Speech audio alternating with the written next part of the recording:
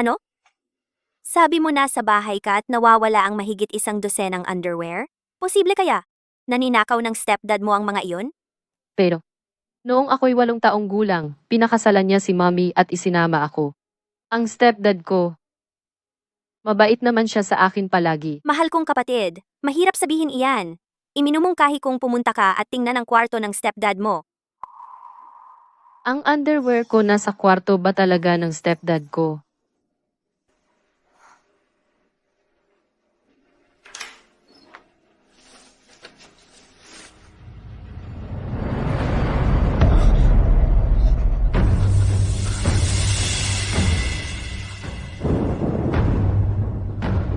Songsong, ano ang hinahanap mo?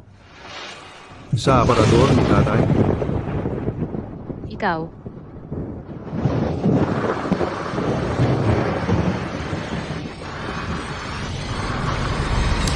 Songsong, ano ang ginagawa mo sa kwarto ng tatay mo? mommy siya. Naiwan ang underwear ni Songsong, kaya inayos ko para sa kanya. Tingnan mo, ang tanda mo na, nagkakalat ka pa rin ng damit. Kailangan pang maglinis ng tatay mo para sa iyo. Wala ka talagang hiya. Hindi totoo iyan. Mommy, sinadya niya. Noong pakasalan ko siya, 8 taon ka, itinuring ka ni Tio Xiao bilang sariling anak. Noon, kung hindi dahil sa kanya, tayong dalawa ay nagutom sa lansangan. Kailan ka matututong maging mas responsable? Tara, baba tayo at magluto. Miyaw miyaw. Ano ang gagawin ko? Hindi na ako makauwi. Ganyan ang stepdad mo sa iyo, at hindi ka pinaniniwalaan ng nanay mo. Dahil hindi mo ito maiiwasan, Baka lumayas ka na. Ayaw pumayag ni mommy. pwede kang mag-asawa. Mag-asawa at tumira, kasama ang asawa mo. Mag-asawa? Huwag kang mag-alala, bahala na ako. Hahanapan kita ng mapagkakatiwalaang lalaki.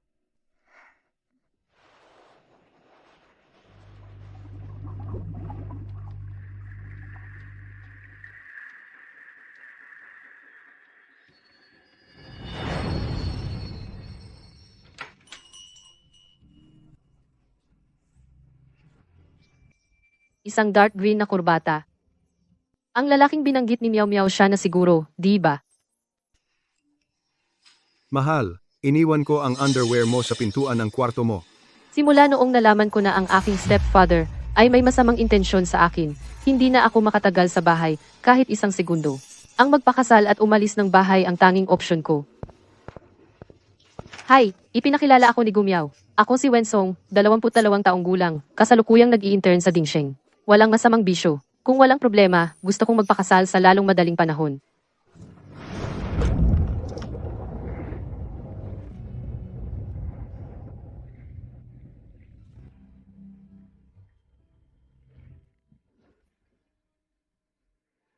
Ang taong ipinakilala sa akin ni Meow Meow ay isang mas matandang lalaki pala. Excuse me, ikaw ba ang sinugo ni Gumiao? Ang templong ito ay talagang epektibo para sa pagdarasal ng kasal. Bilisan mo at manalangin sa Bodhisattva na bigyan ako ng manugang na babae. Narinig mo ba?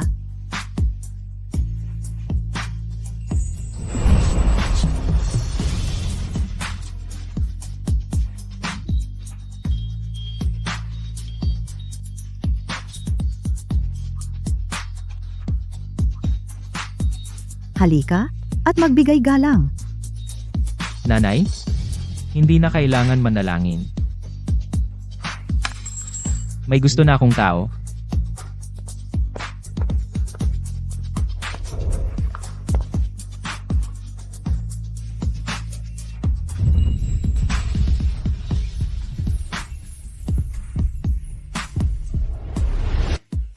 Ano ang mga kinakailangan mo para sa isang mapapangasawa? Basta may matitirahan lang, sa tingin ko. Dala mo ba ang ID mo? Ha? Congratulations sa inyong kasal. Ako ay kakakasal lang sa isang estranghero, isang mas matandang lalaki, ganun lang.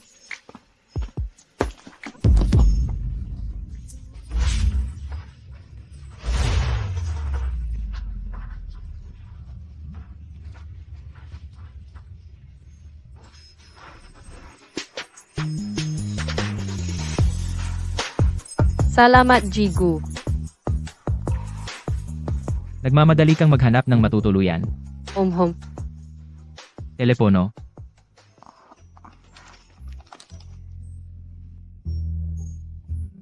Ipak mo ang mga gamit mo at tawagan mo ako.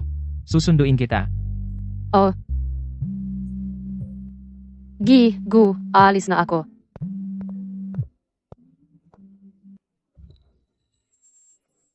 Munting kuneho, sa wakas ay akin ka na. Presidente Gu,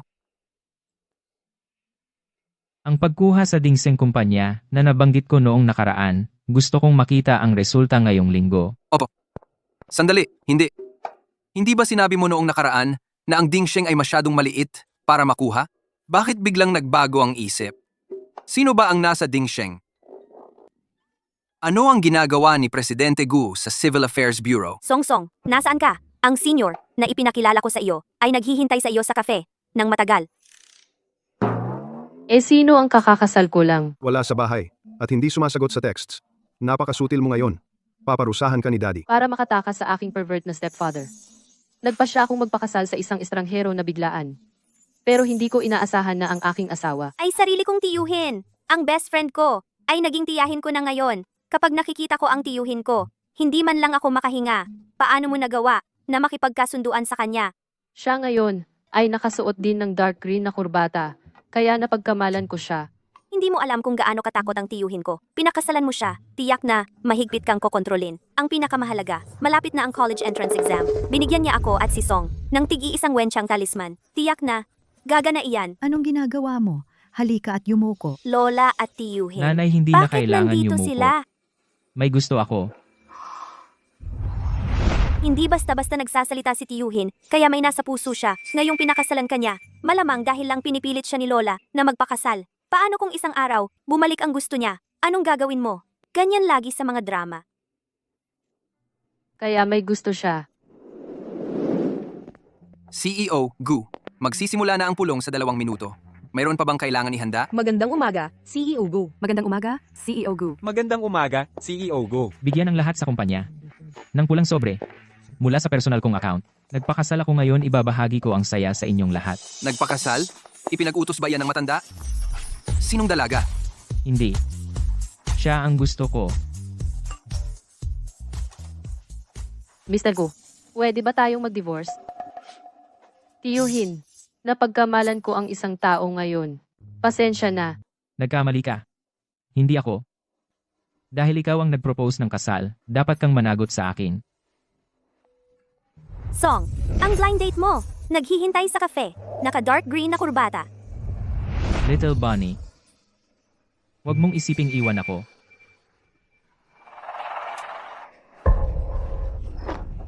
Anong gagawin mo? Anak, hayaan si Daddy. Tulungan kang maging tunay na babae. Pakawalan mo ako. Ano bang pinagkukunwari mo? Ako at ang nanay mo ay nag-iibigan sa katabing kwarto. Narinig mo kami, di ba?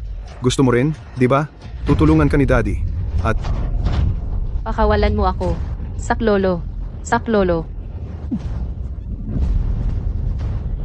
Saklolo. Song, buksan mo ang pinto. Song. hindi mo. Gustong malaman ng nanay mo na naakit mo ang asawa niya, di ba? Bakit mo nilock ang pinto ng walang dahilan? Ilang beses ko bang sinabi sa'yo? Bawal mong ilock ang pinto. Hindi po, nanay. Si Tito Xiao, pumasok siya sa kwarto ko. Ano kung pumasok siya sa kwarto mo? Si Tito Xiao ang bumili ng buong bahay na ito. O nasa kwarto ka, gumagawa ng kahiya-hiya. Hindi po. Sige. Sabi ng bata, kailangan niya ng privacy. Privacy? Anong privacy? Ako ang nanay niya. Nag-uusap siya ng privacy sa akin? Ang privacy ay para sa mga walang hiya. Kung wala kang ginagawang mali, bakit kailangan mo ng privacy? Talagang hindi ako. Natuto kang sumagot, ha? Wala pa akong sinasabi. Para kang naagrabyado na. Tingnan nga, kung ano ang kahiyahiyang sekreto mo. Nanay. Nanay.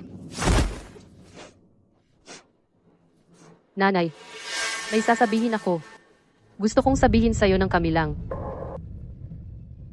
Paano ko sasabihin kay nanay? Si stepfather ko ay nang-aabuso sa akin. Song Song. Dati, ang nanay mo isang balo na may anak ay inaapi ng husto. Ngayon, sa wakas ay may nahanap siyang maaasahan. Kung patuloy kang magkakagulo ng ganito, kailangan mong isipin ang mga kahihinatnan.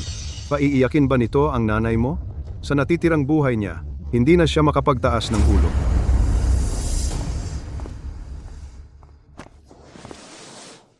Sumusobra ka na talaga. Ang tatay mo at ako ay nagsisikap ng husto.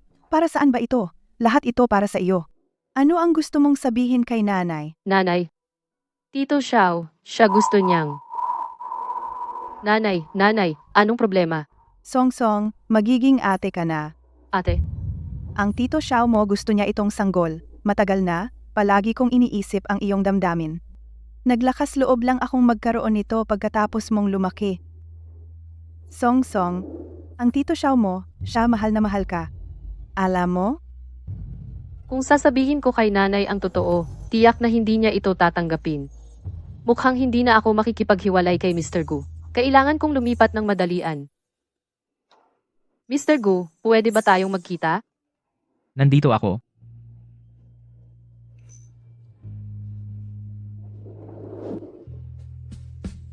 Mr. Gu, Hindi hindi na ako ako pumapayag sa makikipaghiwalay. Walang diborsyo. Sigurado ka ba? Humingi na ako ng diborsyo dati. Dahil, ikaw ang tito ng matalik kong kaibigan. Akala mo ba matanda na ako? Hindi. Ako.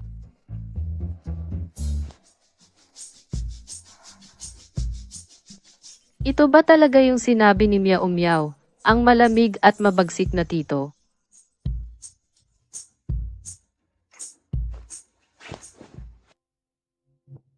Wensong, Narito, isipin mong mabuti.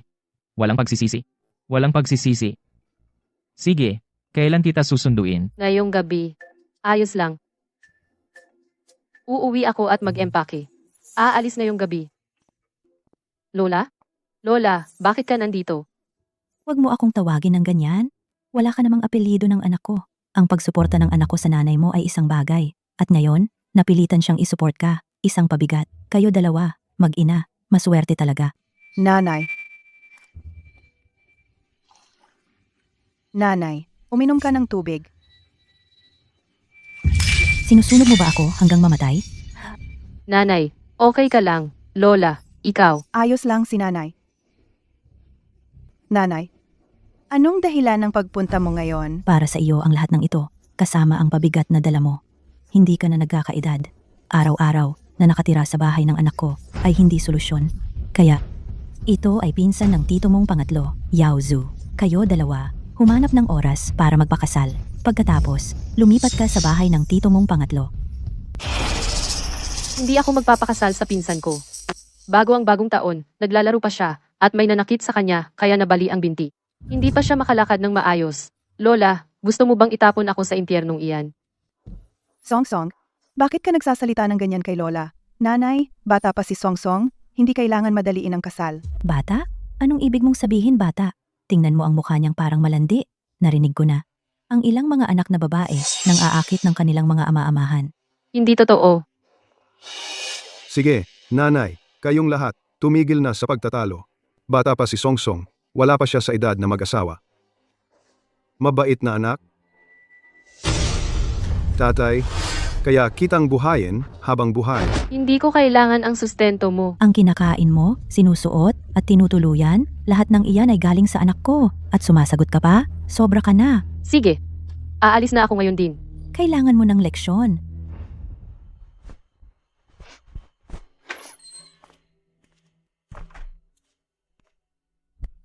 Anong ginagawa mo?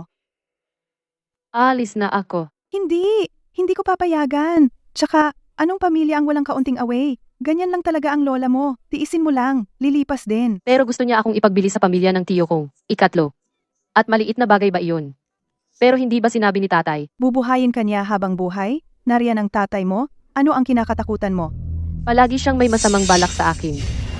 Siya ang tatay mo. Anong hidden agenda? Kalokohan.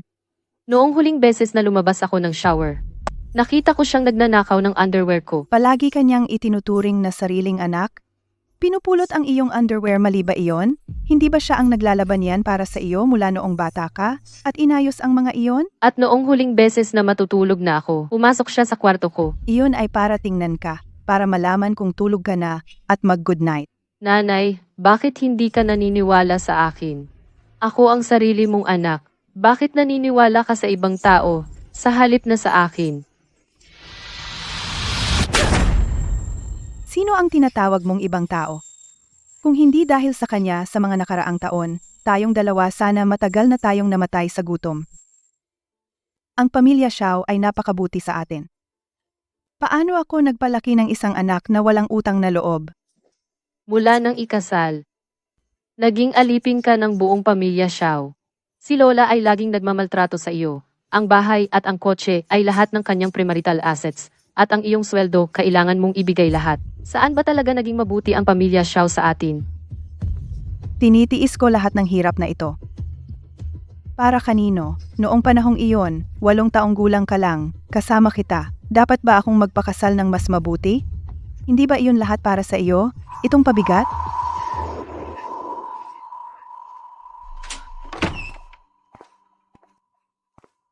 Anong problema? Nakipag-away ka kay Song Song? Nagtantrum si Song Song, nagpupumilit na lumipat. Lumipat? Nagmamatigas lang siya. Si nanay ay bumaba lang at nakalimutan ang kanyang bag. Ihatid mo sa kanya. Pupunta ako at makikipag-usap ng maayos kay Song Song. Sige, pupunta na ako.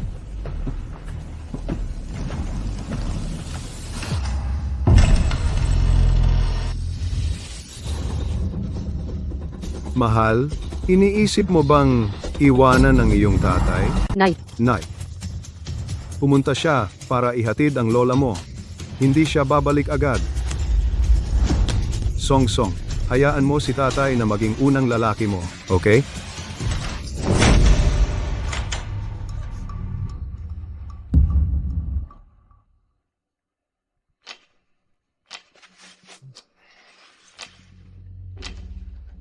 Hindi ba nagiging mabuti? Munting kuneho, maging mabuti ka. Buksan ang pinto. Nahanap ko na. Ito.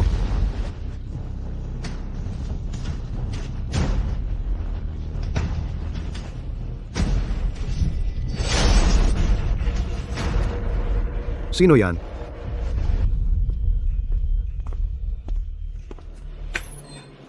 Tito, nandito ako para makita si Song Song. Song Song ay hindi maganda ang pakiramdam ngayon. Tito, may plano na kami ni Song Song. Dadalhin ko siya sa bahay ko para manatili at magpalipas ng ilang araw. May mga kaibigan kaming naghihintay sa ibaba para sa atin. Hindi ka naman tatanggi, di ba Tito? Siyempre. Tara na.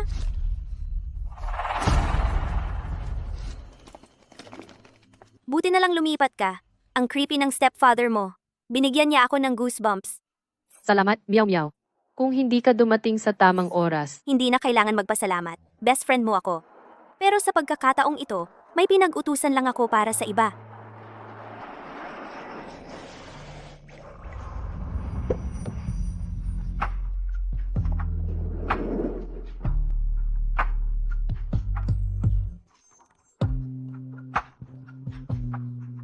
Tito ko iyon. Nakita niyang hindi ka nagre-reply sa mga mensahe at hindi sumasagot sa mga tawag. Muntik na siyang tumawag sa pulis at sirain ang pinto. Buti na lang, mabilis akong nakarating.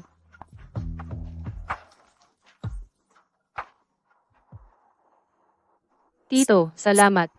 Umiiyak ka ba? May nangapi ba sa iyo? Tito, wala kang alam, pamilya ni Song Song. Hindi, kakatingin ko lang sa phone ko ng sobra. Sumasakit ang mata ko. May gusto si Tito. Ang mga bagay-bagay na ito sa pamilya ko, mas mabuting huwag na siyang abalahin. Sumasakit ang tiyan ko. Hindi naman ako dinadatnan, di ba? Song Song, okay ka lang? Ay naku, kotse ni Tito. Mukhang mahal talaga. Nadumihan ko ito. Ano ang gagawin natin? Wala rin akong dala. Ay nako, sobrang maayos ni Tito. Kumain ako dati sa kotse niya. Pinalabas niya ako at ang kotse. Ngayon, Tito, pasensya na. Nadumihan ko.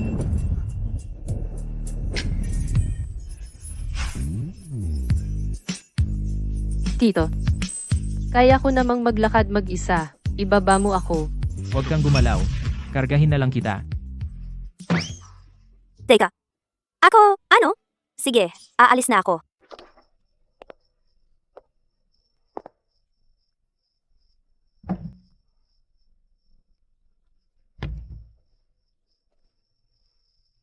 Umupo ka.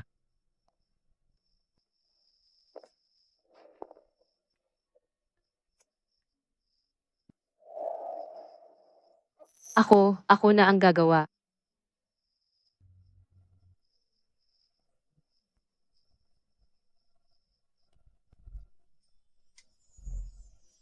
Ang cute ng tsinelas pang babae. Sa bahay ni Tito, laging nakatabi. Ang isang lalaki na may posisyon na may gamit pang babae sa bahay normal lang, di ba? Nakita ko kahapon sa tindahan, naalala kong gusto mo ng mga dekorasyong kuneho. Bagay sa'yo. Siya paano niya malalaman na gusto ko ng kuneho?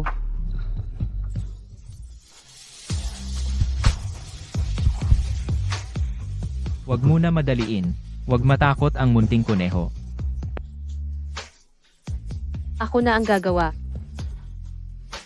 Tito, saan ako matutulog ngayong gabi? Sumunod ka sa akin.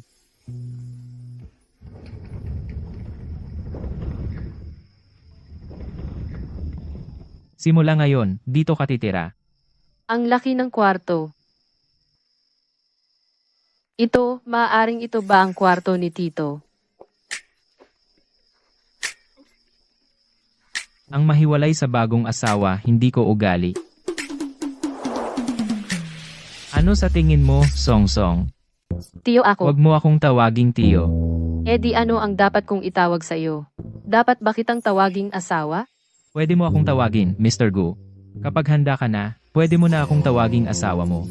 Mr. Gu, Maligo ka na. Mr. Gu, hindi ko inakala na ganito kaaga. Ano ang iniisip mo? Marumi ang damit mo. Pagkatapos mong maligo at magpalit, gagaan ang pakiramdam mo. Sige na nga, nasa regla ako. Malamang si Mr. Gu ay hindi gagawin kahit ano sa akin.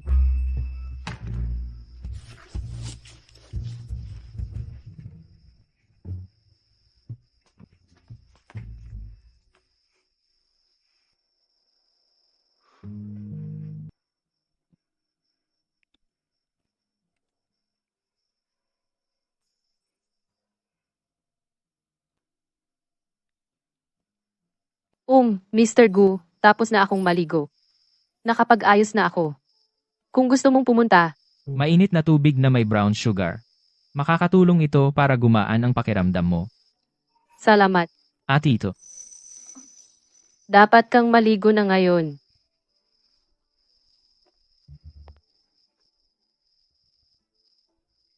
Si Mr. Gu ay tila malamig sa labas, pero hindi ko inaasahan na siya ay napakamaalalahanin. Siguro dahil mas matanda siya, kaya marunong siyang mag-alaga ng iba.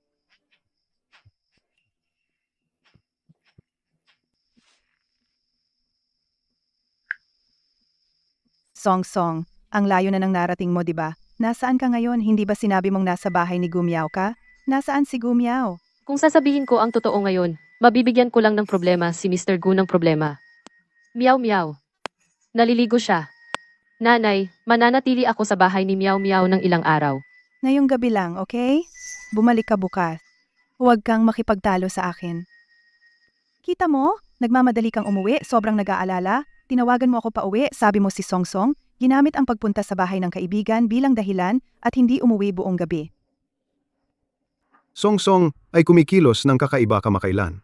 Ako ay natatakot na baka maloko siya ng isang kahina-hinalang lalaki at samantalahin siya. Sa lipunan ngayon, maraming matatandang lalaki na partikular na target ang mga inosenteng batang babae tulad ni Song Song. Ako, iisa lang ang mahal kong anak na babae. Kailangan kitang protektahan ng mabuti. Huwag mong hayaan ang iba na hawakan ka. First,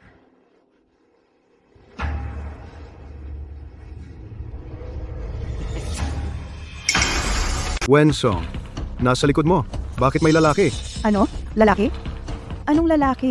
Nasaan ang lalaki? Nay, namamalikmata ka. Saan ka ba talaga? Sabihin mo sa akin. Huwag kang gagawa ng kahit ano.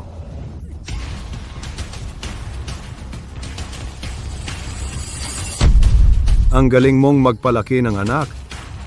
Hindi maglalakas loob si Song Song. May nag-udyok sa kanya kapag bumalik siya. Babalik ba siya pagkatapos tumakas? Ito ang tahanan niya. Nagdadabog lang siya. Hindi ba si Song Song magsisimula na sa trabaho? Ikaw ang tagapamahala ng Dingsheng. Siguradong makikita mo siya sa kumpanya. Maupo ka. Mahal, ako ay naging mainipin lang, okay? Huwag kang mag-alala. Siguradong ihahatid ko si Song Song pa uwi. At didisiplinahin siya ng maayos. Pagkatapos ng hirap sa pagpapalaki sa iyo, at wala pa akong nakuha mula rito, at maglakas loob kang tumakas, tingnan natin kung saan ka makakatakas. Ano ang problema? Ito ay usapin ng pamilya ko. Ito ay magdudulot lamang ng problema para kay G. Gu, isang tawag mula sa bahay. Wala yon. Ako ay matutulog na. Sandali. Halika, patutuyuin ko ang buhok mo. Umhong.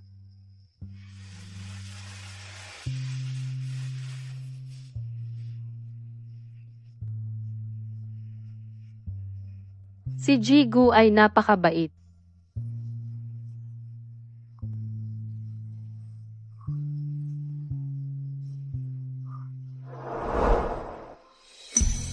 Napakakaiba. Kahit na ito ay kakaibang lugar. Nararamdaman ko na mas komportable kaysa sa bahay.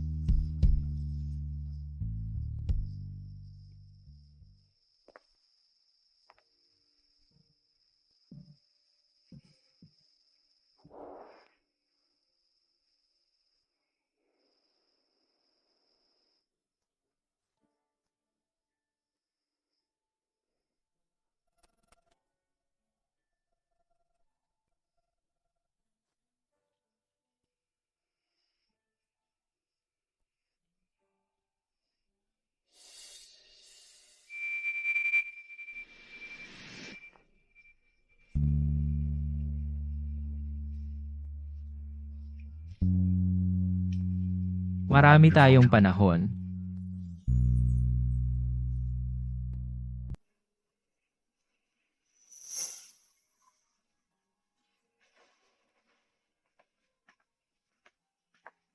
Magandang umaga, ma'am.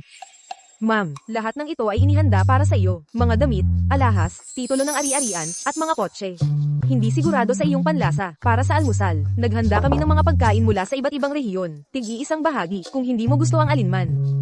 Maaari naming baguhin ang mga ito anumang Sobra oras. na iyan. Sinabi ni Mr. Go. Ito ang lahat na basic setup para kay Mrs. Go.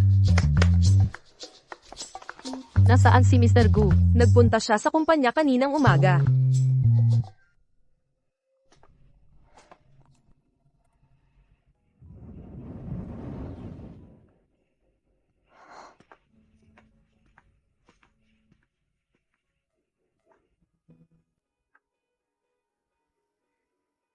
Ito ay. Ito ang art studio. Pumapasok si Mr. Go. Araw-araw at nauupo ng ilang sandali. Ang painting ay tungkol sa. Isang babae. Isang beses ko lang nakita. Noon, pagkatapos noon, hindi na pinayagan ni Mr. Go ang sino man na pumasok sa studio. Ang painting na pinupuntahan niya araw-araw. Ang babae sa painting ay dapat ang mahal ni Mr. Gu. Tama ba? Sa pagsasalita, sa tingin ko, ma'am, kamukha mo, ang isang tao. Miss Wen, ito ang Dingsheng kumpanya. Maaari ka bang pumasok ngayon para magsimula? Pupunta na ako doon. Wang Ma, yung sinabi mo kanina. Dahil sa abala. Nakalimutan ko, ma'am, sige, asikasuhin niyo na ang mga dapat niyong gawin. Saan ko ba nakita dati si...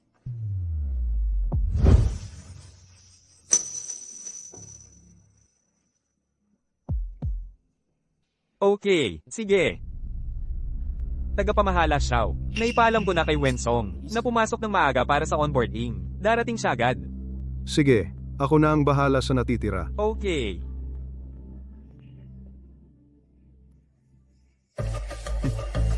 Kamusta? Ako si Wensong. Nandito ako bilang bagong empleyado. Song Song. Paano ko makakalimutan? Ang aking stepfather ay nasa Dingsheng. Siya ay isang department manager. Sino yung lalaki kagabi? Hindi ka ba tinuruan ni tatay? Kailangan mong magkaroon ng respeto sa sarili. Walang iba kundi si tatay ang pwedeng humawak sa iyo. Sabihin mo sa akin, ang katawan mo, ibinigay mo na ba sa kanya? Hindi nagsasalita, ha? Hanggang sa malaman mo, hindi ka papasok sa trabaho. Hindi ka papasok sa trabaho. Umuwi ka sa akin. Bitawan mo ako. Bitawan. Manager Xiao, ito ay. Song Song, dahil lang nabuntis ang nanay mo ulit at inagaw ang atensyon mo, hindi ibig sabihin na kailangan mong ibaba ang iyong sarili. Lumabas-labas at makipagkagulo sa ibang lalaki? Hindi ko ginawa. Nagsasalita ka ng kalokohan. Ikaw ang... Noong 8 taon ka, dinala ka ng nanay mo sa pamilya. Pinalaki ka ni tatay ng 14 na taon. Hindi man lang siya nangahas magkaroon ng sariling anak. Natatakot na maapi ka. Pero ikaw, dahil lang ang nanay mo ay magkakaroon ng baby na kapatid na lalaki, nagparty ka sa labas. Song Song, ayaw na ni tatay ng maliit na kapatid na iyon. Umuwi ka kay tatay, okay? Diyos ko, ang walang utang na loob na bata. Ang stepdad niya ay pinalaki siya na parang sariling anak. At hindi man lang niya matanggap ang kapatid na hindi pa ipinapanganak. Hindi man lang niya matanggap ang kapatid na hindi pa ipinapanganak. Hindi lang bastos, kundi pati pagala-gala kasama ang kung sinong lalaki. Manager Xiao, mas mabuting iuwi mo siya at disiplinahin ng maayos. Hindi totoo ang sinabi niya. Ito ay... Song Song, bumalik ka na lang kay tatay. Bumalik ka at hayaan mong si tatay ang magbigay sa iyo ng masusing pagsusuri. Bitawan mo ako. Hindi ako babalik. Huwag kang maniwala sa kanya. Tulong.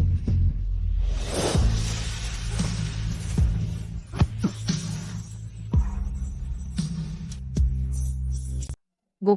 Gigo. Ayos ka lang ba? Sino ka ba talaga? Ikaw, alisin mo ang kamay mo. Kumusta? Pangkalahatang tagapamahala. G. Gu, maaga ka dumating. Dapat sana kaming lumapit para bumati sa iyo. G, pangkalahatang tagapamahala, ano ang tawag mo sa kanya? G, Gu. Bulag kang tanga. Ito ang kamakailan lang ay bumili ng ating kumpanya. Ang pinakamayamang tao sa Jiangcheng, ang presidente ng Gu Corporation, G. Gu Yunzhou. Kaya, Jigo ay ang bumili ng ating kumpanya, ang bagong presidente. Ang tanggapan sa harap ay nanliligalig sa mga babaeng empleyado at sinasalakay sila ng pisikal. Ito ba ang paraan ng Dingsheng Group sa paggawa ng negosyo? Hindi, G, Gu. Kahit siya ay isa lang bagong upahan probationary na empleyado, ang kanyang personal na buhay ay talagang magulo. Ginawa ko ito para sa ating kumpanya upang maglinis ng gulo. Tumahimik ka. Maaari mong tanggalin ang mga empleyado, ngunit hindi mo sila maaaring saktan ng pisikal.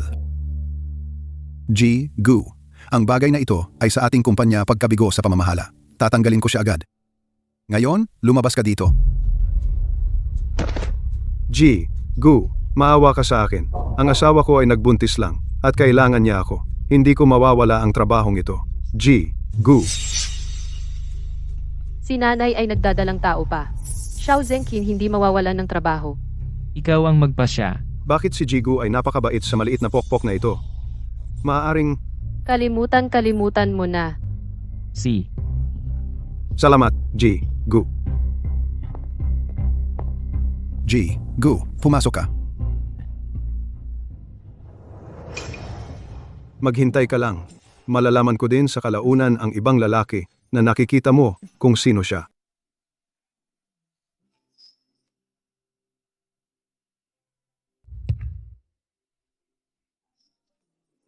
Mr. Gu, anong ginagawa mo dito? Nagulat ka? Kaya dapat handa ka. Ang negosyo ng aming pamilya ay mas malawak kaysa sa iniisip mo. Mrs. Gu.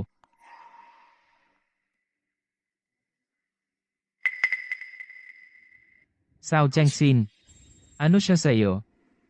Dapat ko bang sabihin sa kanya? Maniniwala ba si Mr. Gu sa akin? Susuportahan ba niya ako? Siya. Sorpresa. Yunzhou, bumalik na ako. Nandito si Star Yi. Isang oras na siyang naghihintay kay CEO Gu. Ang kanilang mga chismis ay totoo pala. Hindi pwedeng ilantad ng isang artista ang kanyang relasyon. Si CEO Gu ay naghihintay ng tapat, handang maging kanyang lihim na kasintahan para sa pag-ibig. Nakakaantig. Kaya.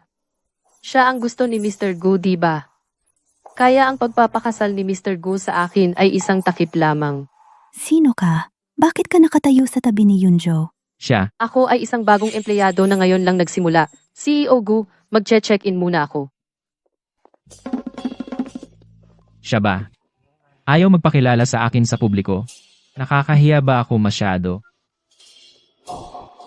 Sa paligid ni Yunjo, wala pang babae. Bakit siya masyadong nag-aalala tungkol sa isang empleyado? Nag-overthink ba ako? Buti na lang nasa opisina. Hindi ako nahuli ni Binibining Yi. Napakabait sa akin ni Jigu. Hindi ko kayang sirain ang relasyon niya.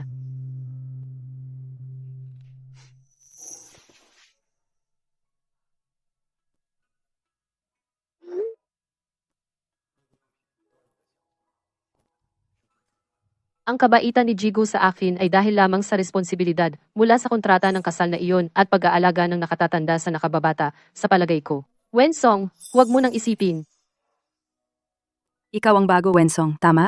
Itong tasa mo, paano naging eksaktong katulad ng nasa opisina ni Punong Gu? Eksaktong pareho?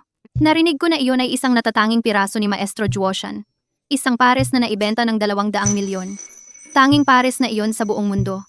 Posible bang ikaw at si Punong Gu? Hindi. Mali kayo. Binili ko lang ito online sa halagang 7.7 na yuan, Peki. Magandang imitasyon lang. Ganoon ba?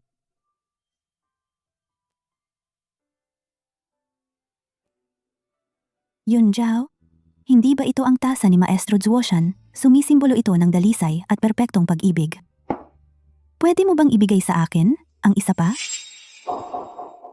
Bakit ang tigas mo? Pagkatapos ng lahat, ang ating mga pamilya ay malapit sa loob ng maraming henerasyon. Bukod pa, bumalik ako ngayong pagkakataon upang i-endorso ang bagong produkto ng Goose Corporation bilang tagapagsalita. Makipag-ugnayan sa marketing department. Huwag lumapit sa akin. Pero gusto kitang samahan dahil sa relasyon ng ating mga pamilya, iniisip ng lahat ako ang iyong kasintahan. Mula ngayon, huwag mong hayaang marinig ko ang anumang chismis na ikaw ay aking kasintahan. Kung hindi, kahit ang iyong mga magulang ay hindi ka kayang protektahan. Punong Gu, ang mga custom wedding rings mula sa iba't ibang brand dumating na. Sing-sing pangkasal, Dapat ay magustuhan niya ang mga ito. kaya nagpaplano na si Yunjo na pakasalan ako. Gusto ko ito. Bakit mali ang sukat? Assistant Lin, paano ka ba gumawa? Dahil hindi mo ito kayang isuot, Miss Ye. Hindi ko kayang isuot. Sino ang kaya? Ang asawa ko. Yunjo, ano ang sinabi mo? May asawa ka na? Imposible. Ipacheck mo ang tanga mo. Lin Feng. Miss Ye, abala ang presidente nating si Gu. Mangyaring umalis. Paano si Wensong? Lahat ay nakaayos na. Ang tasa ay naihatid na sa iyo. Napansin din ng mga kasamahan pareho ang modelo ng sa iyo. Pero Miss Wen parang ayaw niyang malaman ng mga tao na siya ang asawa mo.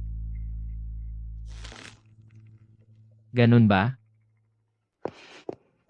Sino ang babaeng iyon na nangangahas makipag-agawan sa akin?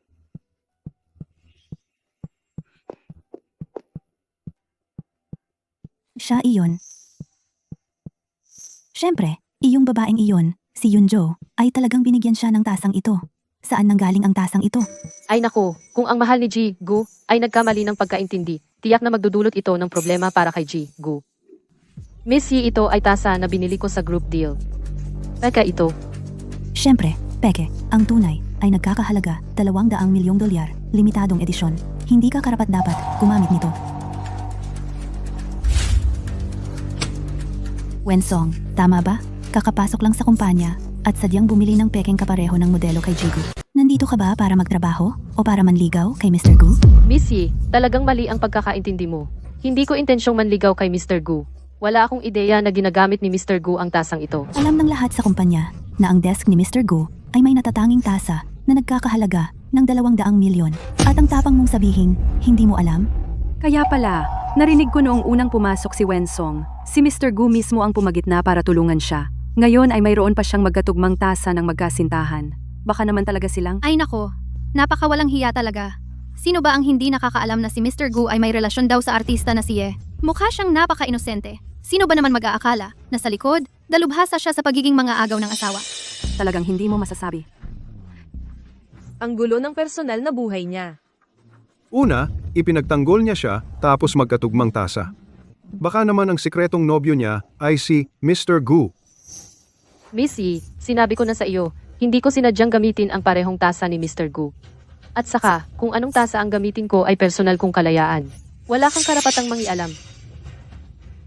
Walang karapatang mangialam? Inaakit mo ang nobyo ko? Kaya may karapatan akong parisahan ka? Ang tasa ko. Ang tasa na ibinigay ni Mr. Gu sa akin. Gusto mo ng tawad ko? Lumuhod ka sa mga basag na ito at humingi ng tawad. Wala akong ginawang mali. Bakit ako luluhod at hihingi ng tawad? Wala kang mali? Pinasama mo ang pakiramdam ko. Yun, ang mali. Siya ang tunay na pag-ibig ni Mr. Gu. Kung ako ang makipag-away sa kanya dito, mahihirapan lang si Mr. Gu. Luhod, inakit mo ang boyfriend ni Binibining Ye. Walang kahihiyang manloloko. Dapat kang lumuhod at humingi ng tawad. Oo nga, ang gulo mo, ayaw mong umamin. Si Miss Ye ay mapagbigay na sa iyo. Noong unang panahon, ang babaeng nang akit ng ibang lalaki ay nilulunod sa kulungan ng baboy. Lumuhod ka. Huwag kang magdulot ng hiya sa kumpanya natin. Hindi ako. Talagang hindi ko inakit si Mr. Gu. Hanggat si Ye Yunhe ay makapagpaalis kay Wen Song sa kumpanya, wala na siyang kakampi. Tapos, iuuwi ko siya at gagawin ko sa kanya ang gusto ko.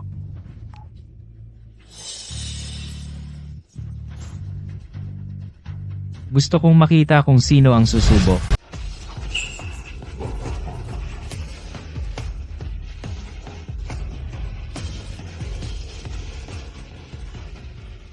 Sino ang gumawa niyan? Yunjo, sinadya niyang bumili ng peking kopya ng sa iyo para manligaw sa iyo. Tinuturuan ko siya ng leksyon para sa iyo. Sino ka ba sa tingin mo? Tinuturuan para sa akin. Ako? Hindi. Huwag hayaan si Mr. Gu at si Miss Ye mag-away.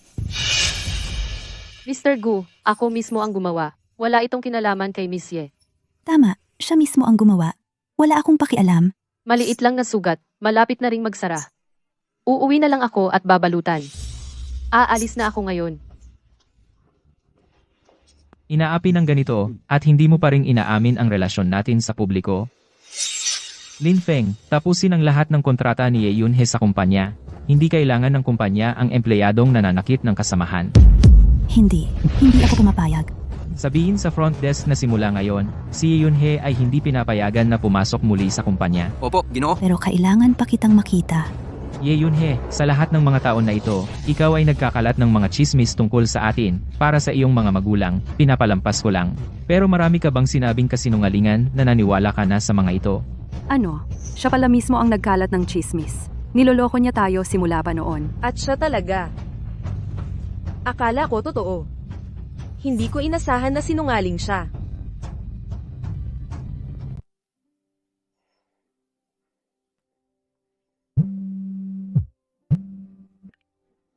Samahan mo ako sa bahay. Ginoong Gu, sige na at asikasuhin mo ang iyong negosyo. Kaya kong umuwi ng mag-isa. Bumalik si Miss Ye ngayon. Malamang magkakaroon sila ng magandang reunion.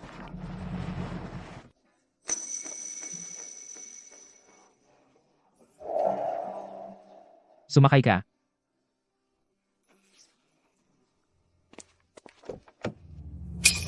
Iyon ay Wen Song.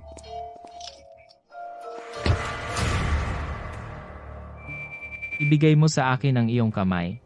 Sa totoo lang, wala ito. Gasgas lang.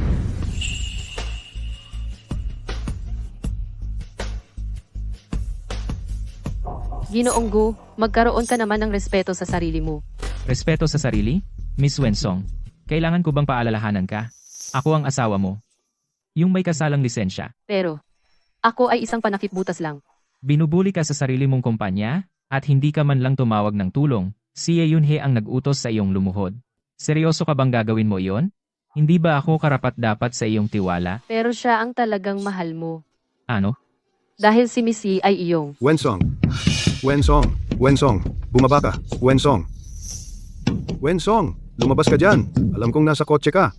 Naglakas loob kang makipagloko sa ibang lalaki sa labas. Kung may tapang ka, lumabas ka dyan sa kotse. Wen Song. Wensong, lumabas ka. Wensong.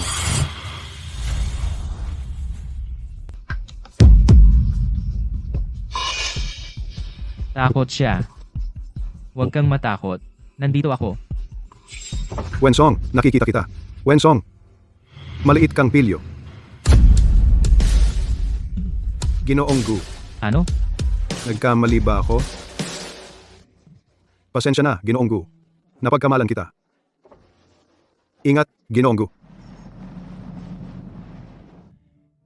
Wensong, wala akong pakialam kung kaninong kotse ka sumakay. May paraan ako para pabalikin ka. Si. Umalis na siya.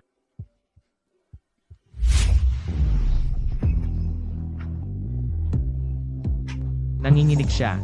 Takot na takot ba siya kay Xiao Zengqin? Song Song.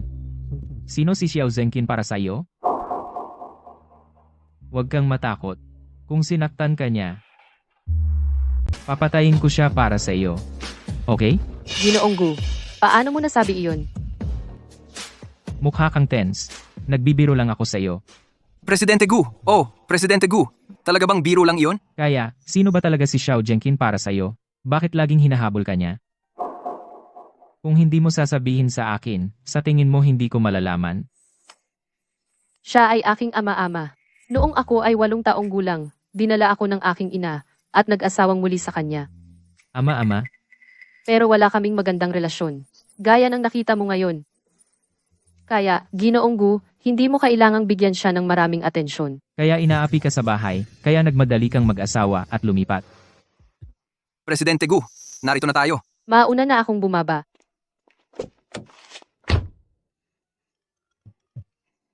Siyasatin itong si Xiao Zengqin. Opo. Miss Wen, para siyang maliit na puting kuneho. Kapag nahulog sa kamay ni Presidente Gu, magkakapira-piraso siya. Nasaan si Song Song? Hindi ba siya pumunta sa kumpanya? Anong kumpanya? Pumupunta siya sa kumpanya, pero hindi talaga para sa trabaho. Nakikipagrelasyon siya sa amo. Natutulog kasama siya. Ano bang pinagsasabi mo? Imposible yan. Si Song Song ay hindi ganoong klase ng babae. Tingnan mo. Ito ay $1,000,000 na Maybach. Ang ordinaryong tao ay nagtatrabaho sa buong buhay niya at hindi man lang kayang bumili ng isang gulong. Sabihin mo sa akin, kung hindi siya inaalagaan ng isang mayamang amo, paano siya makasakay sa sasakyan na iyon?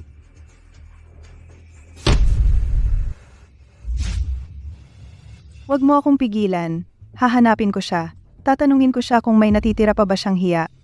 Lahat ng mga taon na ito, marami akong ininvest sa kanya. At ito ang bayad niya sa akin? Mahal, ngayon, maliban sa kumpanya, wala nang ibang lugar kung saan natin siya makikita. Kung pupunta ka ngayon, paano siya makapagpatuloy sa trabaho doon? Ang trabahong ito, mas mabuti pang tumigil na siya. Hindi worth it ang kahihiyan. Bukas ay pupunta ako sa kumpanya para sunduin siya. Ako ang nanay niya. Sino ang maglalakas loob na pigilan ako?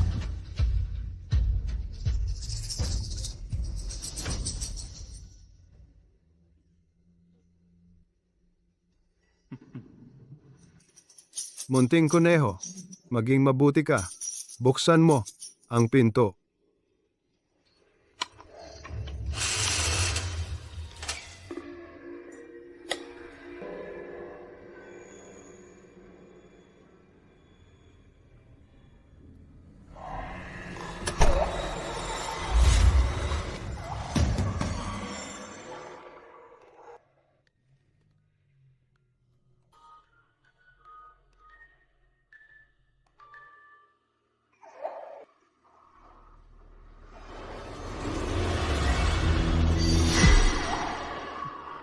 Mahal kong anak na babae, hintayin mo ang iyong ina na pumutol ng iyong mga pakpak para hindi ka na makatakas. Si Daddy ay malapit nang gawin kang isang tunay na babae.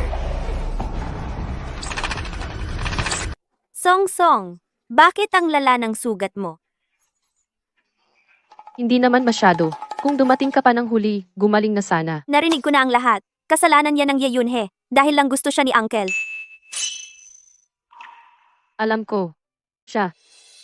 Ang tunay na mahal ni Mr. Gu, di ba? Yan ang sabi ni Grandma. Magkaibigan ang pamilya natin sa loob ng maraming henerasyon. Simula nang aminin ni Uncle na may gusto siya. Akala ni Grandma na siya iyon. Well, at least hindi pumabor si Uncle sa kanya. Kung hindi, ako. Sabi rin ni Meow Meow niyan. Mukhang totoo nga ang tungkol kay Mr. Gu at Miss Yi. Kinuha ako ni Mr. Gu, tinulungan akong makatakas sa aking stepfather. Sobra na akong nagpapasalamat. Kailangan kong manatili sa aking lugar.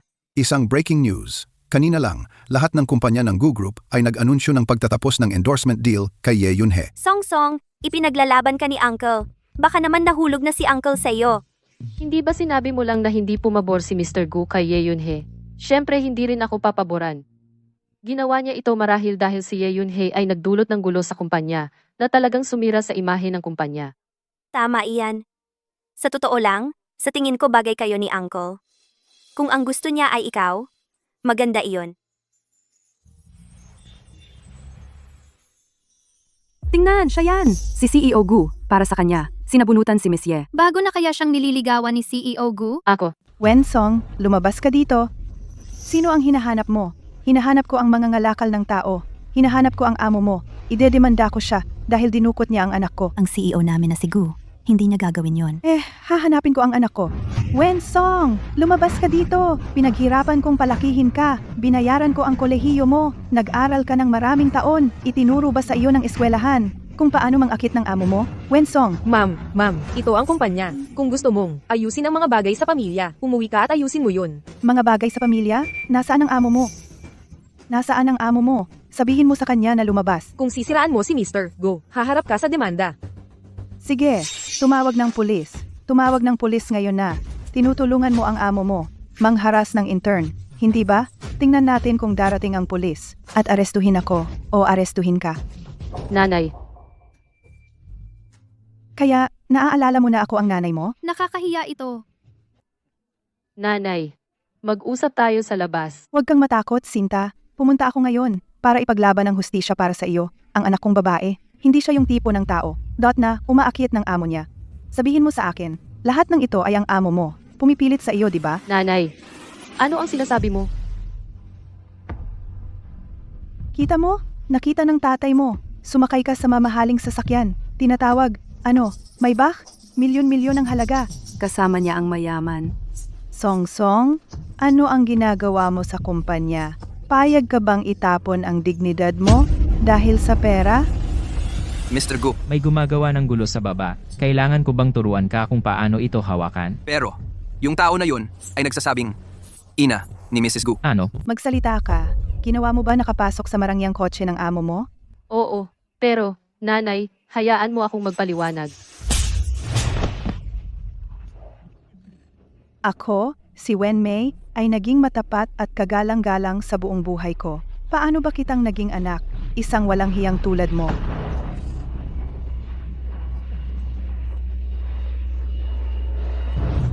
Song, okay ka lang? Song, okay ka lang? Hindi mo masisisi ang nanay mo. Bakit mo? Sinuway siya? Huwag mo akong hawakan. Wensong, sa tingin mo ba dahil nakakita ka ng ilang lalaki sa labas, sumulong ka na at nangahas na tratuhin ang iyong ama ng ganito? Nasaan ang amo mo? Lumabas ka dito. Nasaan ang amo mo? Nanay. Opisina ng CEO. Sige, kaya nagtatago ka dito, ha? Hindi ko maaaring hayaang ang mga bagay pampamilya makakaapekto kay Mr. Gu. Nanay, pakiayaw. Wala itong kinalaman kay CEO Gu. Umalis ka sa daan ko. Song. Sino ka? Bitawan mo ako. Sino ka? Ako ang hinahanap mo. Ang amo ng kumpanyang ito. Gu Yunzo. Naiintindihan ko.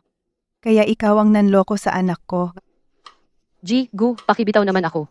Kung hindi, mahirap ipaliwanag. Mas mahalaga ang reputasyon mo at ng kumpanya.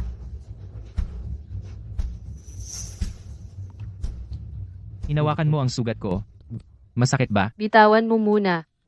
Kayo dalawa, anong relasyon nyo? Akala mo ba anak ko, kakagraduate lang, at walang koneksyon?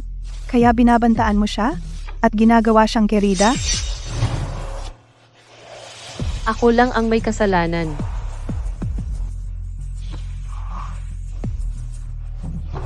Nasabi ko na, wala talagang kinalaman si Gu. Ako to. Ako ang nangungulit sa kanya sa lahat ng oras. Ikaw, Hindi ko talaga masabi na siya ay ganyang klase ng tao. Hindi siya kasing label. Tinatanong mo kami kung ano ang relasyon namin, tama? Legal kaming kasal. Nakuha nila ang marriage certificate.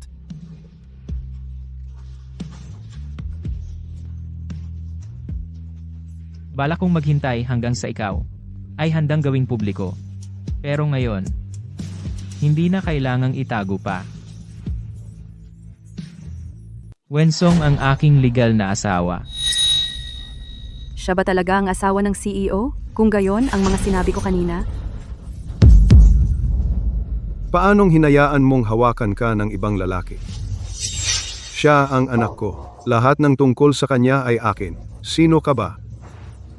Wensong magpakasal, napakalaking bagay. Hindi ka man lang nagtanong kung pumapayag ang pamilya? Ngayon, sinaktan mo pa ang mga magulang mo. Wensong, sobra ka na. Songsong,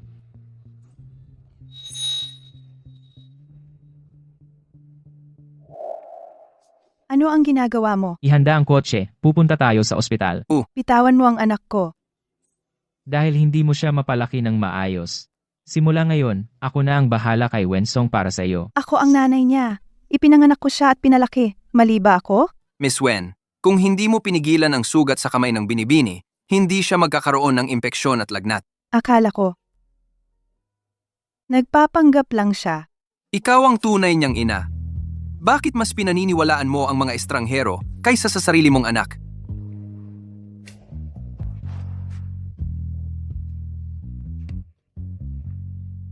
Noong nakaraan, pinaimbestiga kita kay Xiao Zhengqin. May progreso ba? Ang ebidensya ng kanyang paglustay ng pampublikong pondo ay nakuha na. Ngunit, kahit ang mga kapitbahay ay iniisip na siya ay isang mabuting stepfather. Tawagin mo si Gumiao. May tatanungin ako sa kanya. Tito, kamusta si Song Song? Tungkol sa stepfather niya, gaano mo siya kakilala? Hindi ko alam. Gumiao. Tiyo, hindi naman sa ayaw kong sabihin sa'yo. Ayaw lang ni Song Song na sabihin ko. Ayaw kanyang abalahin. Kaya tinulungan mo siyang itago sa akin, at hinayaan mo siyang malagay sa panganib. Tingnan mo, ang manyak na si Xiao Zhengqin ay ginagambala si Song Song. Noong bata pa siya, kontrolado na niya siya. At nang lumaki siya, hindi siya pinayagang makipag-ugnayan sa ibang lalaki. Ginoo, kayo. Pumasok ka.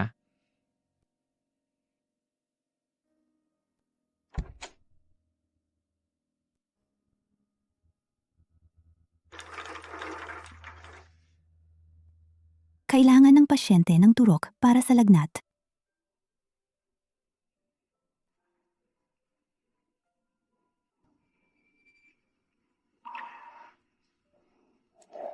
Huwag kang tumingin. Malapit nang matapos. Ginoong Gu.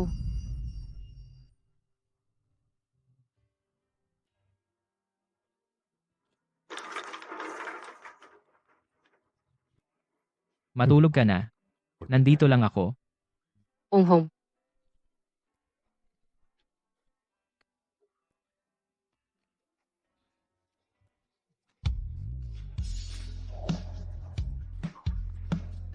Hindi na kita iiwan mag-isa.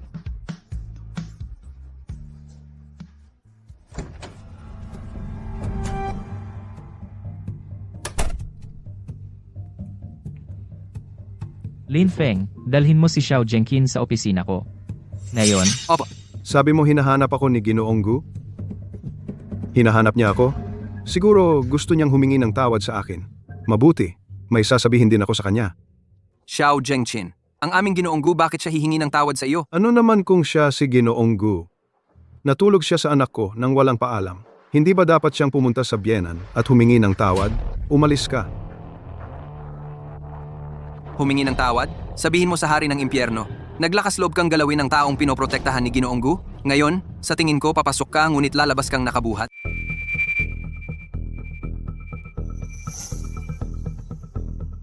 Oh, Mr. Gu. Hey, tatawagin kitang Xiao Zhou. Maging diretso tayo. Ikaw, nang walang sabi-sabi, natulog kasama ng anak ko. Hindi ba dapat kang magbigay sa akin, ang kanyang ama, ng paliwanag? Paliwanag?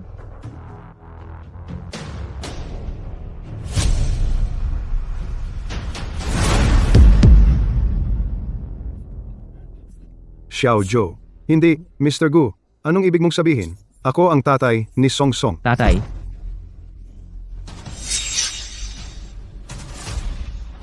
Mr. Gu.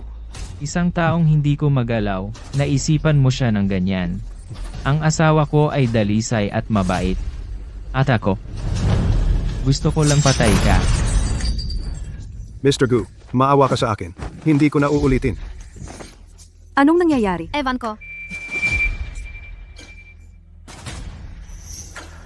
Inaladkad ninyo siya palabas, huwag mo na akong pakitaan muli.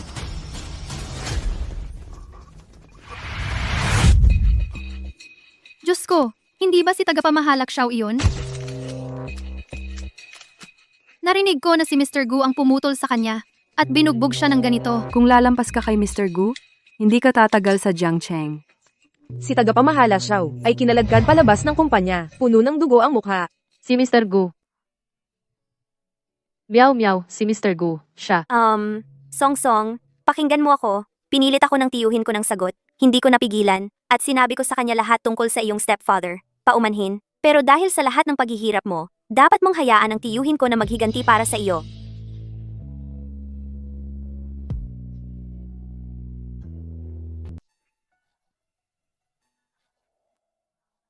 Paano ka naging ganyan katanga? Isang lalaking tulad niya ay hindi karapat-dapat na gumawa ka ng kahit anong effort. Paano kung...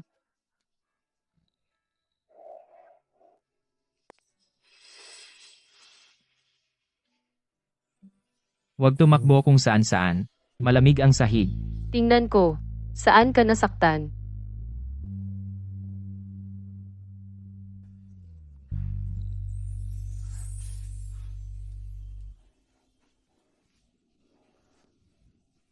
Kung alam ko lang sa mga nakaraang taon na nagdusa ka ng sobra, sana pinanatili kita sa tabi ko noon pa man. Hindi ka binitiwan kahit isang saglit.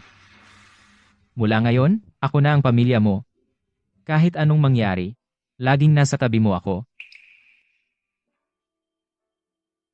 Kahit na ito'y dahil lang sa obligasyon. Sobrang galing pa rin niya. Hayaan mong lagyan kita ng gamot.